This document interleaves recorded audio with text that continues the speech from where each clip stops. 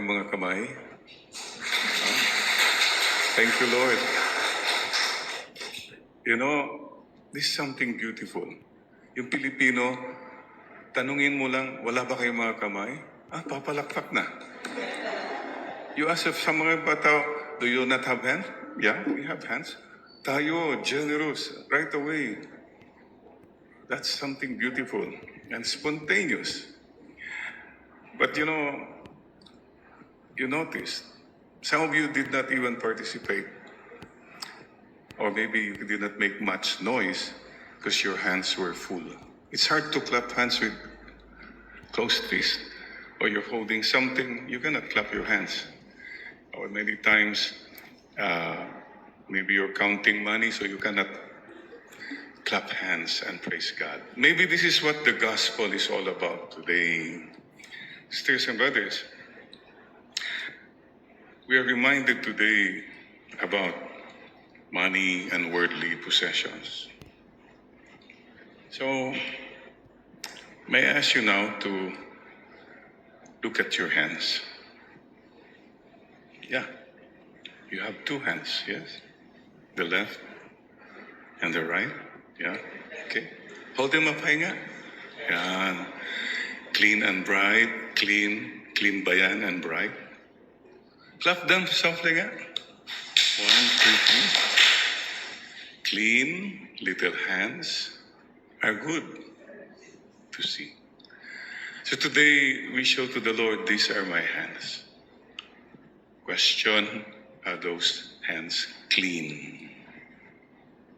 Question, are those hands open? Yan lang naman pong gusto ni Lord eh. Stay clean. Wala yung mga maduduming, and may your hands be open. The gospel is just saying to all of us, hey, do not let money destroy your character, your relationships, and your soul. Sisters and brothers, clean and bright. Some of you have your hands full. Wow. Some of you are so loaded with money. Your hands are full of connections but your heart is empty. Paalaala lang po, more than the work of our hands, the achievements of our hands, please always look at the love in your heart.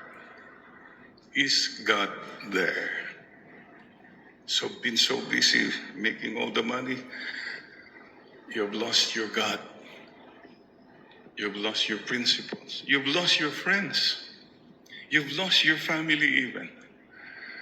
Bottom line, what does it profit you? You gain the whole world, you lose your soul. So, what's the point? Mayaman ka? Yeah, ang dami dyan mayaman. Mayaman lang, that's all. Mayaman. That's all. Oh, pero wala siyang values, wala siyang honor, wala na siyang mukha, wala na. Walang nagmamahal.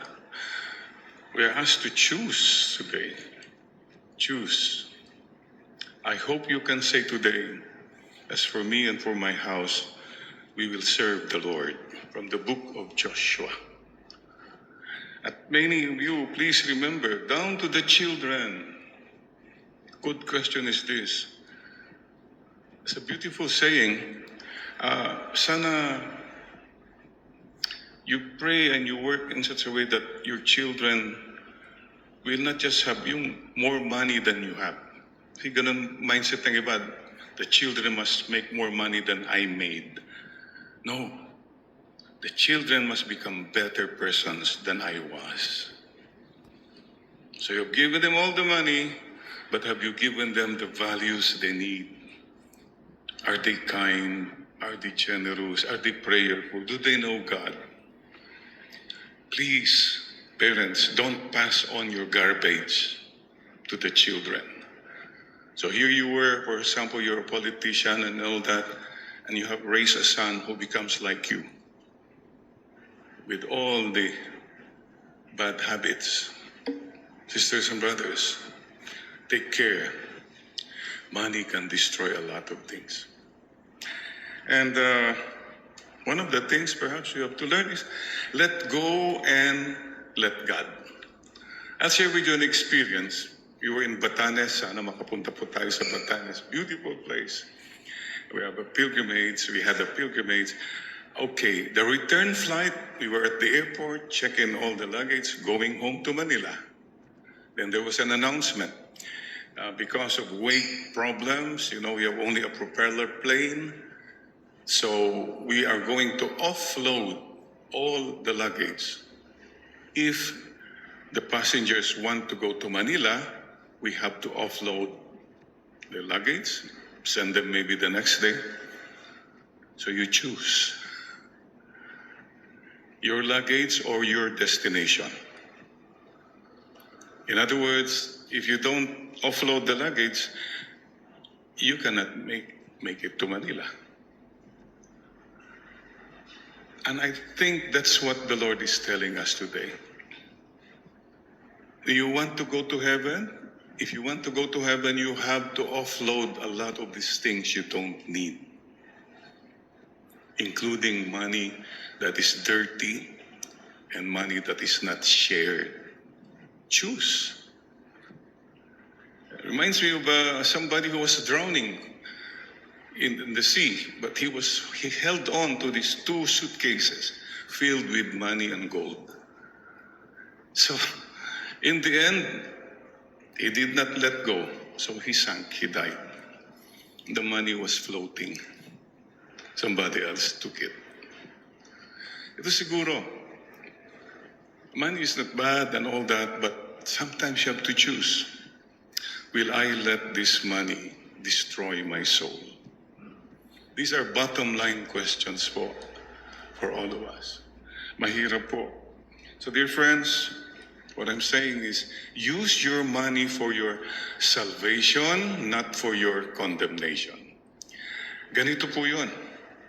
At the end of our lives, mayroon palang, when you go to heaven, may dalawang gate dyan eh. The first one is the immigration, the final immigration. Your papers will be checked. Okay. Just your name. Eh, marami kang nakasulat dyan, your title, your race, yung mga achievement. That will not matter. The only thing that should be there is your name, and if it's written there, servant of God, honest and generous steward of God's blessings. Enter.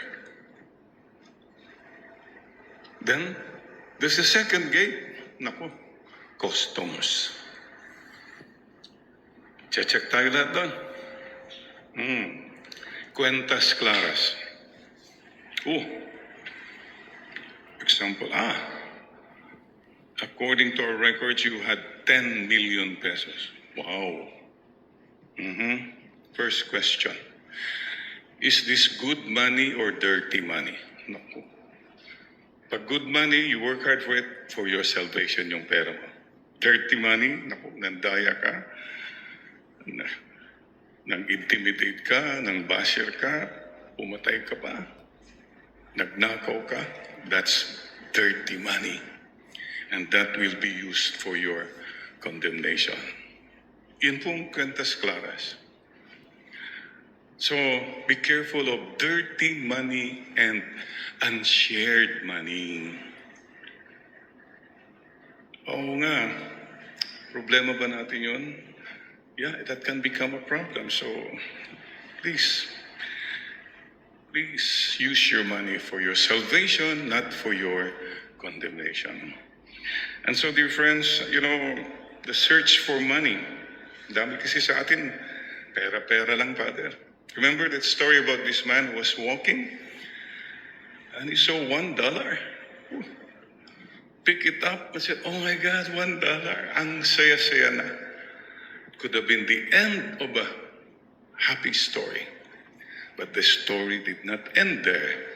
Magmula nang nakakita siya ng $1 sa daan, guess what? This man, every time he walked, $1, $1. He would be looking always at the ground for that $1.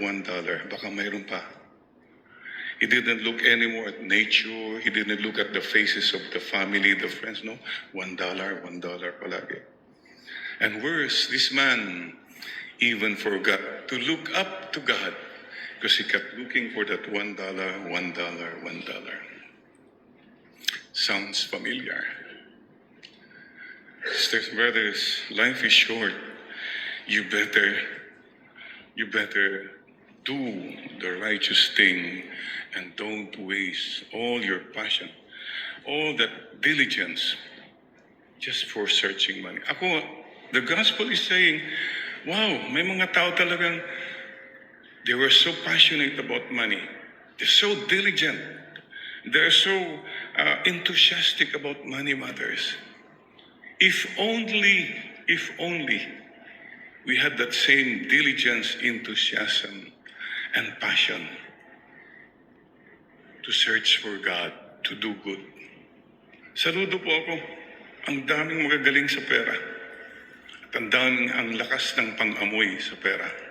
They smell money in everything and in everyone. May mga ganun eh. Ang galing. Saludo ko. But again, what are you looking for? Look for things that will not perish in the end. So, may pera ka nga, pero what happens kung may sakit ka naman? Okay? Pandemic, you had the money, but your money could not do anything. Oh, mayaman ka nga, pero wala ka namang mga kaibigan na. Mayaman ka nga, pero tinatawanan ka lang nila. They have lost respect for you. Sisters and brothers, we have a choice. As for me and for my house, we will serve the Lord. Book of Joshua, keep going back to that, please. And question lang po, tanong lang po, how much money do you want? But Father, Anli, ilang pera bang gusto mo? Oh, as much as... Siyempre po. But the second question is, how much money do you need? Yung kailangan mo talaga. Suppose you are 60 years old. How many more years do you have? And you're still trying to get all that money. 3 times a day lang tayong pwedeng kumain. Isang sapatos lang ang pwede mong isuot. Ang dami pong kwan eh. So what in the rest, naka-stack nandun. Ang laking problema po. The things you don't use, you should give away. Father, killjoy naman kayo. No, I'm just trying to say what the Lord is telling us. Because money can destroy our soul, our characters. And the third question is, how much money are you giving? Are you sharing? Katiting, katiting. Naglagay ng konti, katiting. Dapat kampanahin nga natin. Dagdagan, dagdagan. Hey, it's your call, it's your choice. And please give joyfully. And please give without entitlement. Nagbigay ako, dapat entitled ako. Etc., etc. We have so much still to learn about true loving and true humility. Lahat po tayo, mea culpa, mea culpa, mea culpa. My bad, my bad, my bad. And remember this, if you're too concerned about money, you'll end up, number 1, overthinking. Isip ng isip, paano kumita, matutulog ka na lang, gumagalaw. You lose sleep, you begin to worry, even your health fails.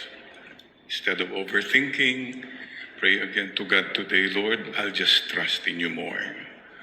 Jesus, I trust in you. You will make a way. You're a God who provides. Number 2, because of money, marami sa atin overhurting. Mga magkaibigan, di napagbigyan, yung umutang, nawala na.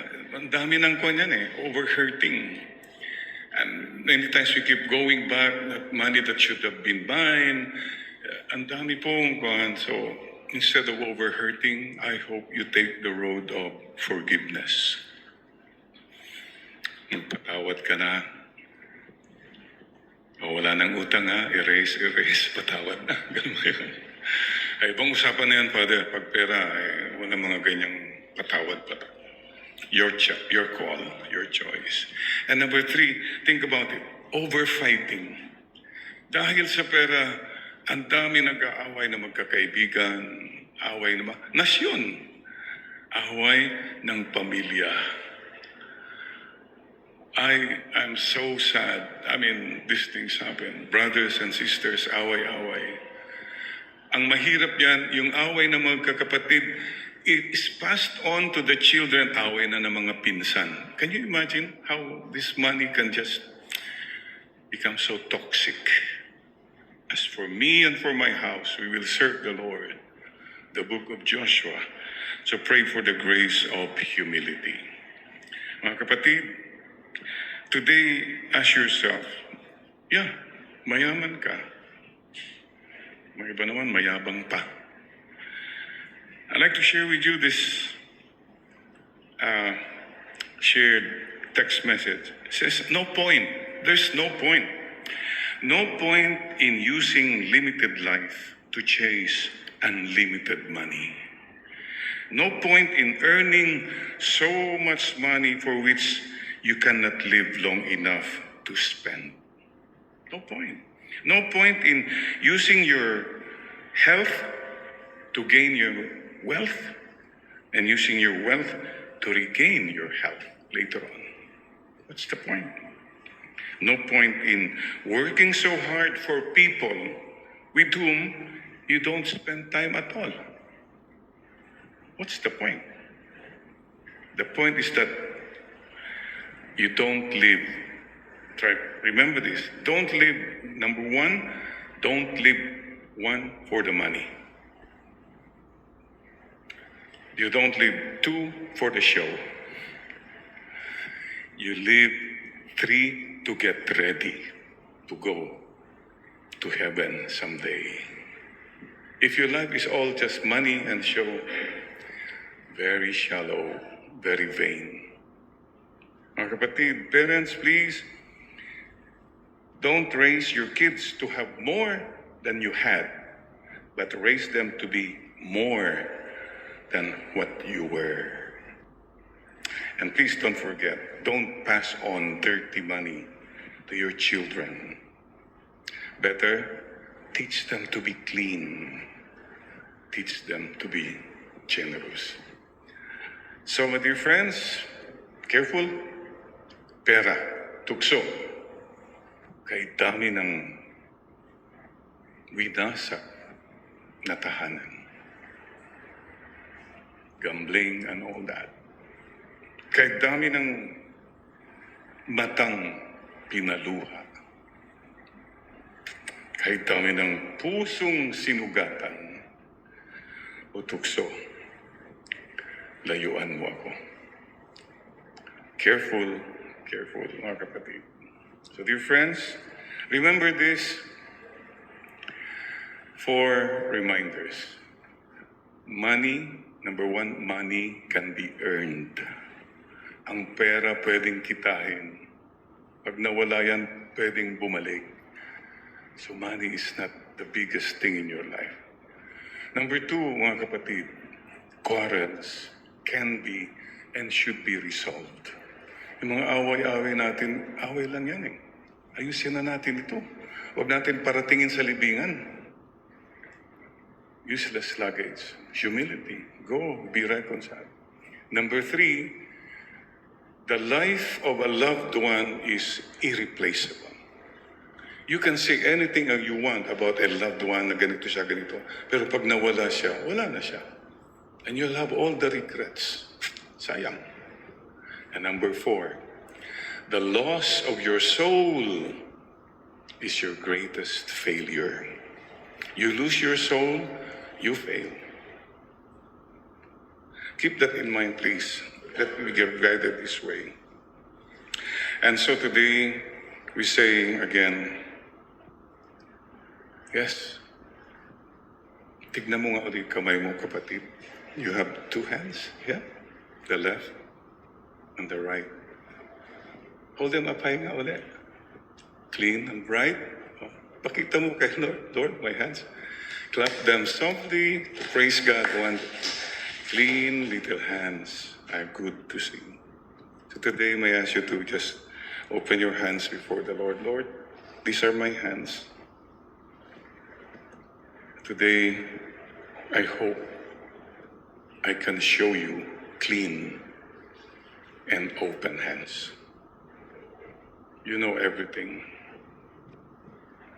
Sana po malinis at bukas ang aking mga kamay. Ito pong aking alay. Bless my hands. Bless the work of my hands. Prosper the work of my hands. But more so, Lord, increase the love in my heart. Mama Mary, teach us to have clean and white hands and hearts filled with love. Amen and amen.